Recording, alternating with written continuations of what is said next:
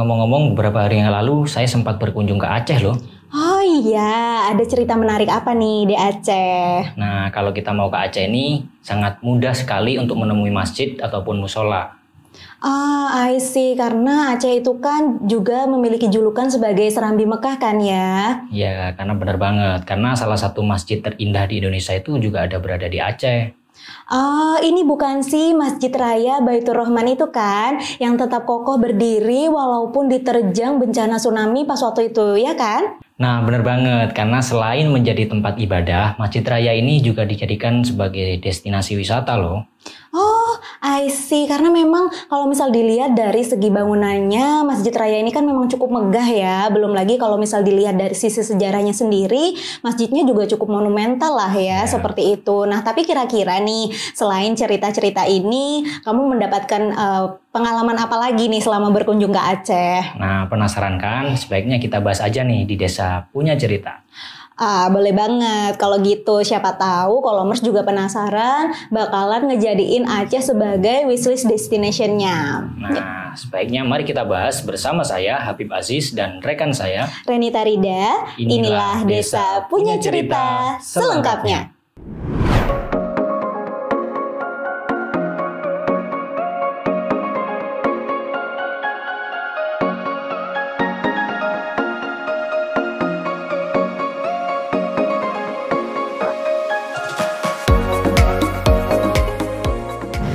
Kepulauan Provinsi Aceh yang menjadi pintu gerbang lalu lintas dari seluruh aktivitas yang berasal dari arah timur dan barat sejak berabad-abad lampau, membuat Aceh menduduki posisi yang cukup strategis.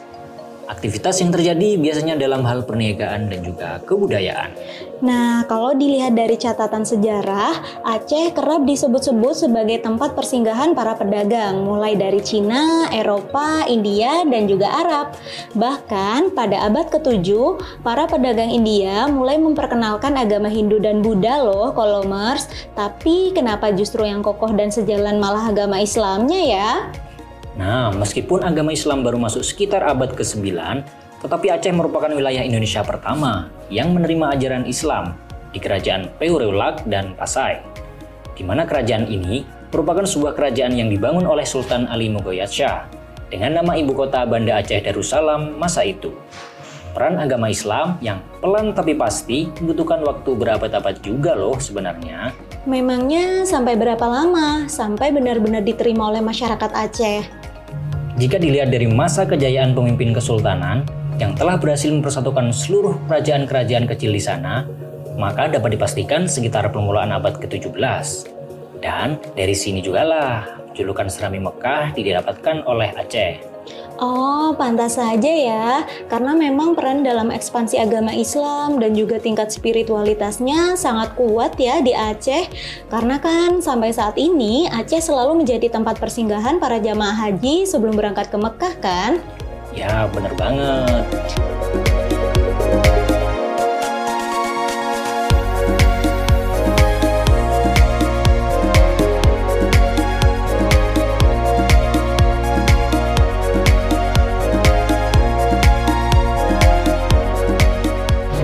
Tentu jangan sampai ketinggalan sih bahwa di Aceh ada yang sangat ikonik nih, yaitu Masjid Raya Baitur Rahman yang merupakan sebuah masjid dengan arsitektur megah, menjulang atap yang tinggi, dilengkapi dengan berdirinya kubah-kubah besar yang dihiasi lengkap dengan ornamen Islam tradisional.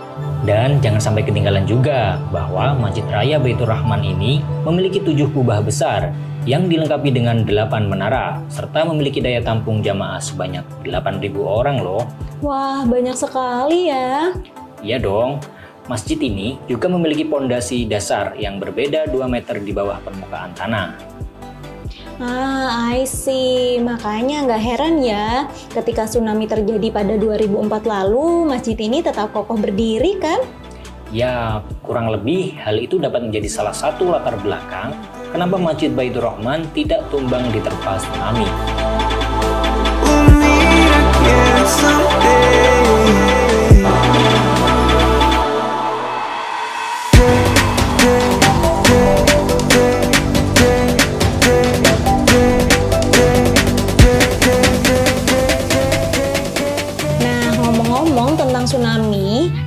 itu sampai ada sebuah bangunan monumen tsunami loh, Kolomers. Pada bangunan museum ini terdapat informasi tentang budaya Aceh, fenomena alam, serta kegiatan masyarakat selama proses rehabilitasi dan rekonstruksi pasca tsunami. Nah, tentu selain dibangun untuk memperingati sejarah terjadinya tsunami pada tahun 2004, bangunan ini menjadi sebuah monumen sejarah dan edukatif bagi seluruh masyarakat ya. Yap, betul sekali. Nah, Kolomers juga harus tahu nih bahwa di Aceh juga terdapat kuburan massal korban tsunami yang terletak di beberapa tempat seperti di daerah Lambaro, Loknga, Uleleu, dan yang paling besar ada di daerah Siron. Wah iya, biasanya para pengunjung yang ingin berziarah dan berdoa kepada para korban tsunami berlabuh di kuburan massal Siron karena selain menjadi daerah kapasitas kuburan massal terbesar daripada di daerah yang lain, kuburan massal Siron juga terletak dekat dengan akses keluar dan masuk Bandara Iskandar Muda Aceh Besar. Semoga kita semua selalu dalam lindungan Tuhan Yang Maha Esa ya. Amin, amin.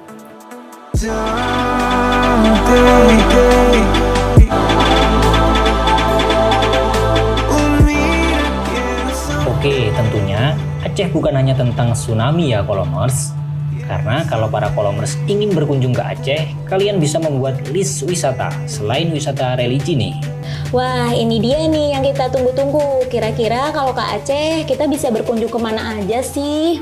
Yang pertama, ada Pantai Logmi, yaitu sebuah pantai dengan pasir putih lengkap dengan air laut yang sangat jernih.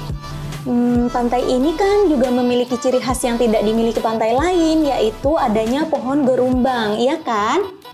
Ya, betul sekali. Nah, tapi kemudian destinasi lain kira-kira kita bisa kemana nih? Oke, yang kedua, Kolomers bisa berkunjung ke air terjun Paukan Bilui yang lengkap dengan suguhan pemandangan desa, sawah, hingga perbukitan yang lestari. Kira-kira selain itu ada lagi nggak? Tentu, tidak kalah eksotis nih, meskipun cukup effort, Kolomers bisa berkunjung ke Pulau Aceh. Karena jika berkunjung ke sini, Kolomers seperti benar-benar sedang menemukan sebuah hidden gem loh, Kolomers. Wah, keren-keren banget sih ya wisata alamnya. Tapi kira-kira ada lagi nggak sih selain itu semua? Banyak banget, karena di sana juga ada pantai Uleleu, ada pantai Loknga, dan selain wisata alam, kita bisa mampir-mampir nih ke Museum Cut Nyadin, Museum Tsunami, dan banget deh pokoknya. Ah gitu ya, jadi pengen banget berkunjung ke Aceh. Tapi kamu ini gak sih pas waktu berkunjung ke sana udah nyobain kayak kopi gayo atau mungkin ini mie Aceh, udah nyobain gak? Nyobain dong, dan enak banget, asli enak banget karena nyobainnya kan di Aceh langsung. Mulai sombong nih Kolomers, tapi kita tanya dulu deh sama Kolomers. Kira-kira dari semua ini mereka juga ingin gak sih berkunjung ke Aceh? Nah, coba tulis pendapat kalian di kolom komentar ya. Tentunya jangan lupa subscribe YouTube Kolom Desa dan follow juga Instagramnya agar kalian selalu update Desa Punya Cerita. See you Kolomers!